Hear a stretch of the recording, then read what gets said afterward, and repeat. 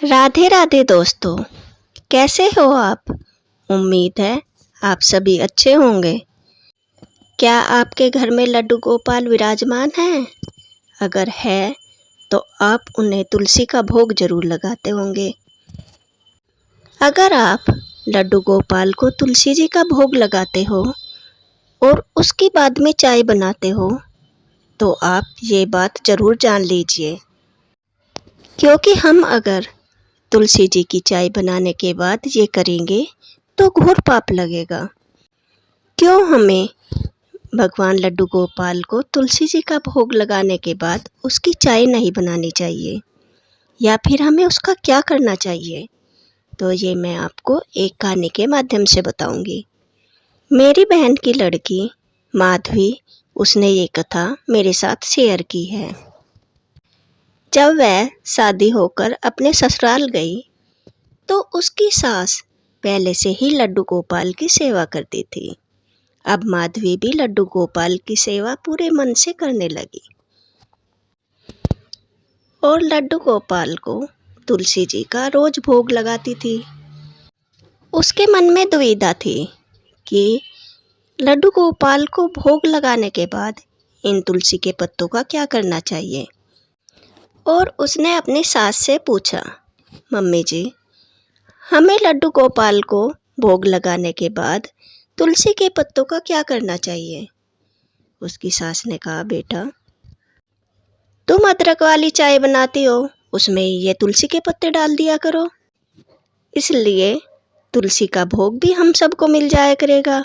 माधवी ने कहा, ठीक है मम्मी जी, जैसा आप कह रही हो।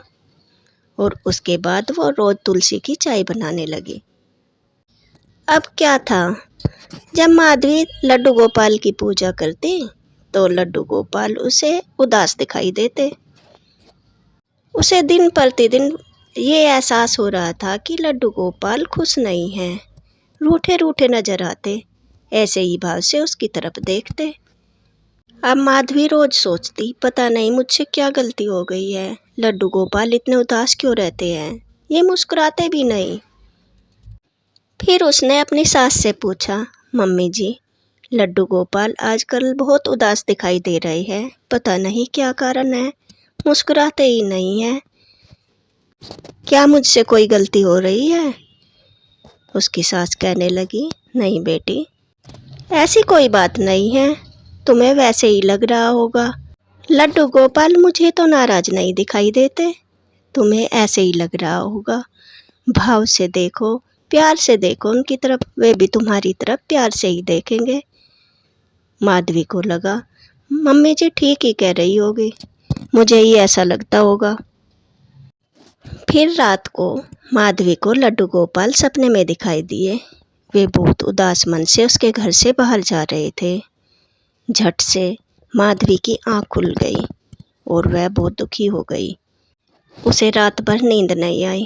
सुबह उठकर जब वह पूजा करने लगी तो उसने लड्डू गोपाल से विनती की, हे लड्डू गोपाल, मैं अनभिज्ञ हूँ, मुझे कुछ नहीं पता, अगर मुझसे कोई गलती हुई है, कोई अपराध हो रहा है, कृपा करके आप मुझे बता दीजिए। मुझे लगता है आप बहुत उदास है और मुझसे नाराज भी है। तब होता क्या है, दिन में एक साधु महाराज माधवी के घर आते हैं और वे माधवी के सास ससुर के पास बैठ जाते हैं। माधवी उनसे पूछती है, बाबा आप क्या लोगे? साधु महाराज ने कहा, बेटी मुझे कुछ नहीं चाहिए, बस एक कप चाय पिला दो। माधवी ने कहा, ठीक है बाबा, मैं अभी लाती हूँ, आप बैठिए। फिर क्या था, माधवी चाय बनाने लगी और रोज की तरह उसमें तुलसी के पत्ते भी डाले भगवान के भोग के।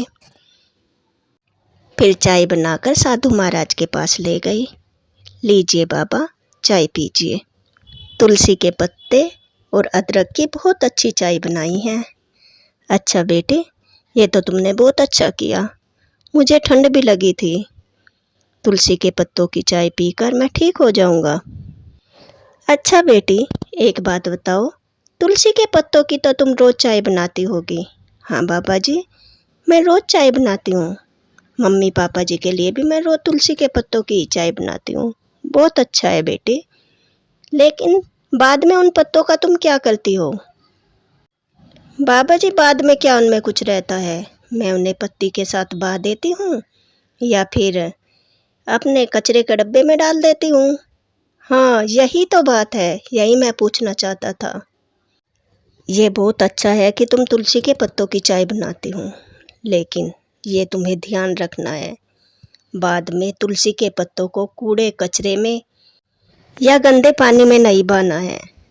उन पत्तों को चाय के बर्तन में से निकालकर या तो किसी पौधों की क्यारी में डाल दो या फिर उन्हें ऐसे ही चबाकर खा लो, क्योंकि तुलसी माता की हम रोज़ पूजा करते हैं, अर्चना करते हैं, उसमें जल देते हैं।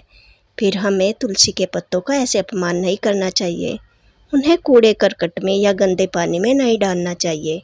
ये बहुत बड़ा महापाप है बेटी। ठीक है बाबा जी, आज आपने मेरी आंखें खोल दी। अगर आप नहीं आते तो मैं ज़िंदगी भर ये पाप करती रहती। फिर क्या था, माधवी को अपनी गलती का एहसास हो गया और दौड़ी दौड़ी मंदिर में गई। हे लड्डू गोपाल, आज ही मैंने आपसे पूछा और आज ही आपने साधु बाबा के माध्यम से मुझे सब कुछ बतला दिया। इस गलती के लिए आप मुझे माफ़ कर दीजिए, मैं आपकी शरण में हूँ। अब मुझे ज्ञान हो गया है, तुलसी के पत्ते आपके भोग के हो या वैसे भी हो, बाद में हमें कचरे कूड़े में नहीं डालने चाहिए और न ही गंदे पानी में बहाना चाहिए।